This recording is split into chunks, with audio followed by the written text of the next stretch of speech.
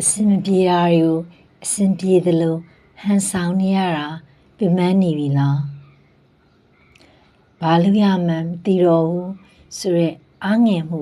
helpless state ကနေမျောလင့်ချက်နဲ့ခွန်အားတွေပြည့်တဲ့ hopeful state စီကိုဘယ်လိုပြောင်းလဲမလဲကျမဒေါက်တာစုမီ EPNLP certified NLP trainer နဲ့အတူ from helpless to hopeful အခမဲ့ online seminar မှာအဖြေရှာကြည့်လိုက်ကြပါစို့ February လ10ရက်2026တနင်္ဂနွေနေ့ည9နာရီကနေ9နာရီအထိပြောပြပေးပါမယ်ကျမတို့ Zoom လိုက်မှာပါခုဒီ seminar မှာသင်ယူရမယ့်အရာတွေကသင်ဘဝရဲ့နောက်တစ်ဆင့်ကိုပြောင်းလဲပေးနိုင်ပါတယ်တယောက်ချင်း